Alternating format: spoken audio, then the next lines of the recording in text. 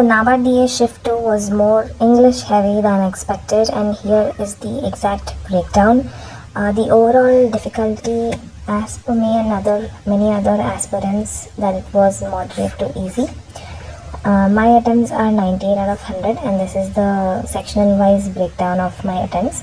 I did 38 in English, 30 in quant, and 30 in reasoning. And I would like to tell you that English is my strong subject, but still I was able to do only 40, which means I could have done better in English at reading the questions more fastly than I actually did. I really feel like the paper was too lengthy. We had to read a lot of things, or maybe there was some trick in that. I have no idea. If you guys feel the same way or have any other opinions, do let me know in the comments below.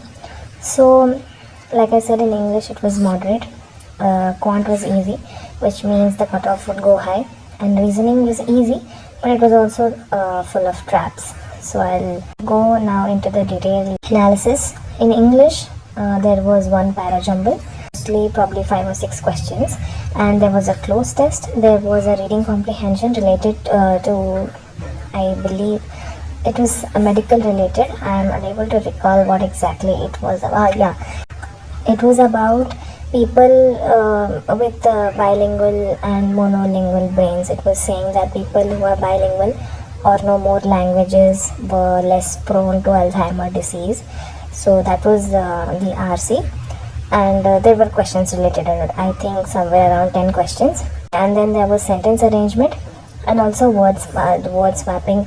Error detection is what I felt was difficult.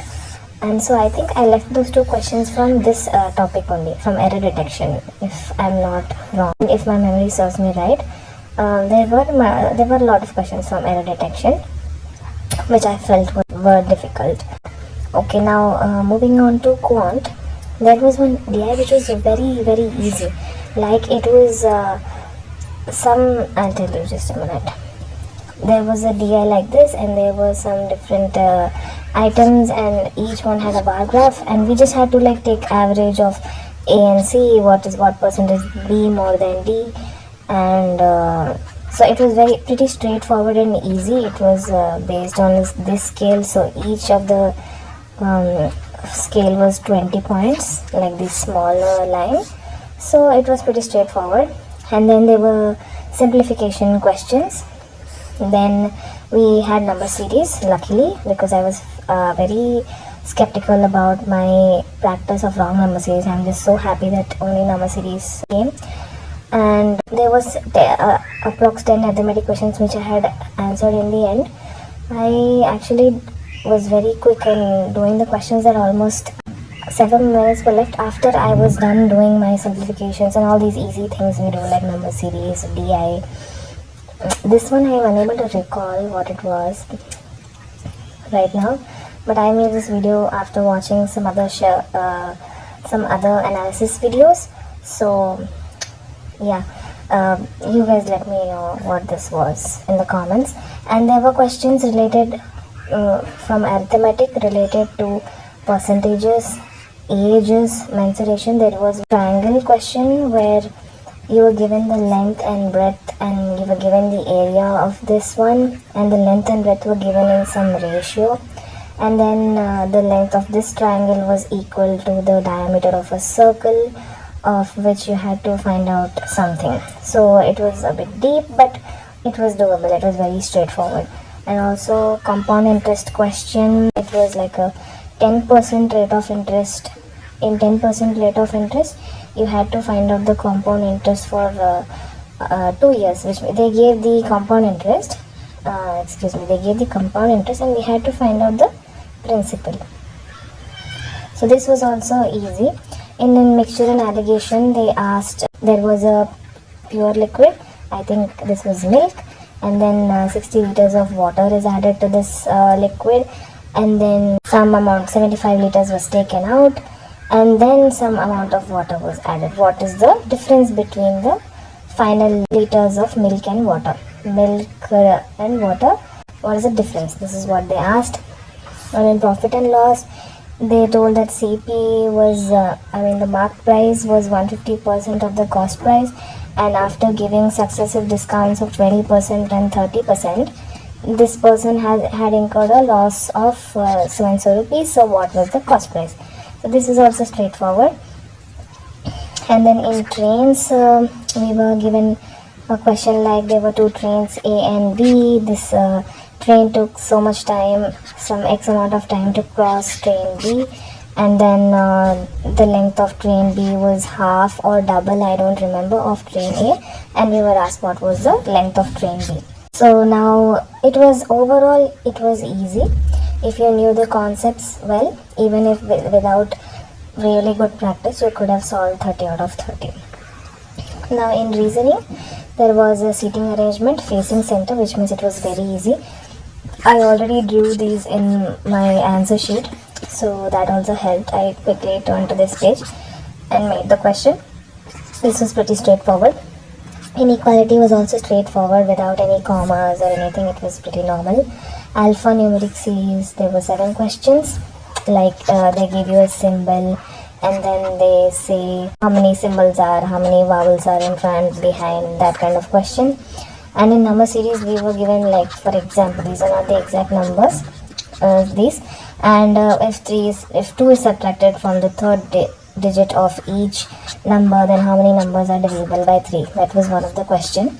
And they also asked what number is the difference between the second number from the left end and third number from the right end. You get the drill, right?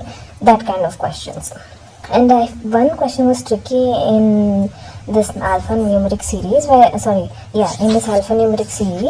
they said there were some questions. Okay, suppose there are like E, F, G, and there is another symbol. So they were like, what are the number of letters in between these two, which are in English alphabetical order? So first time what I did was, suppose if there is an I here, then I answered 4.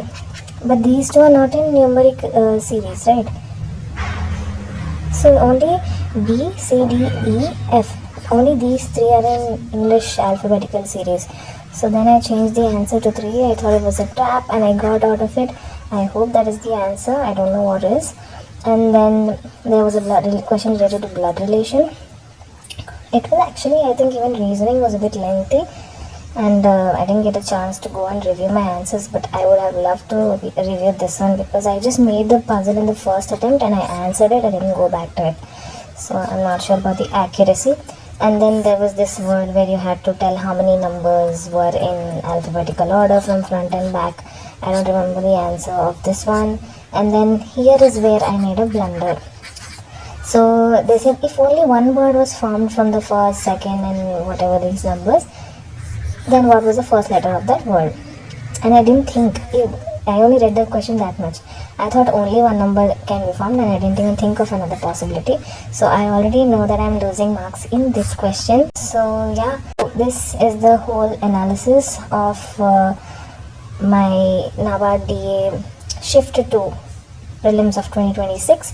If you guys have any questions or any corrections or anything to add to this, do comment in the comment section below.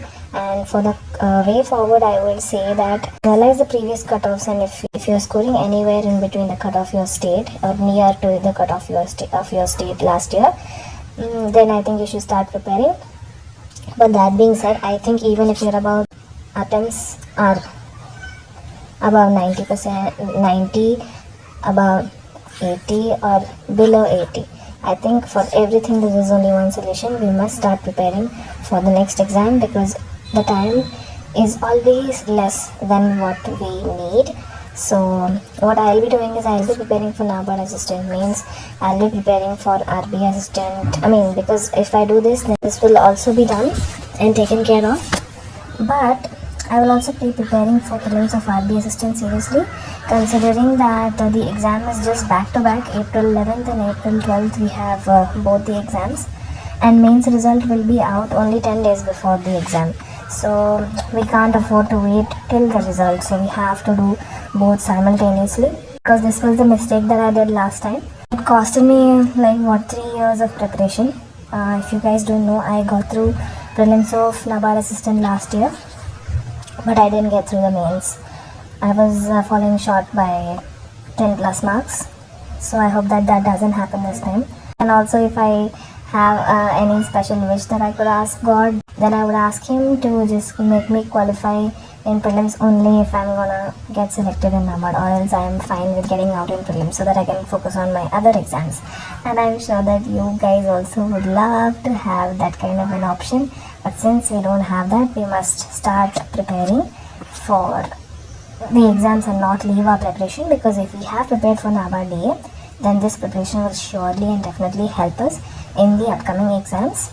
So yeah, all the very best, and may our hard work reap our results. Thank you for watching eStudy Pill, and do subscribe to the channel for more related content. And yeah, I will see you guys in my next video. Bye bye.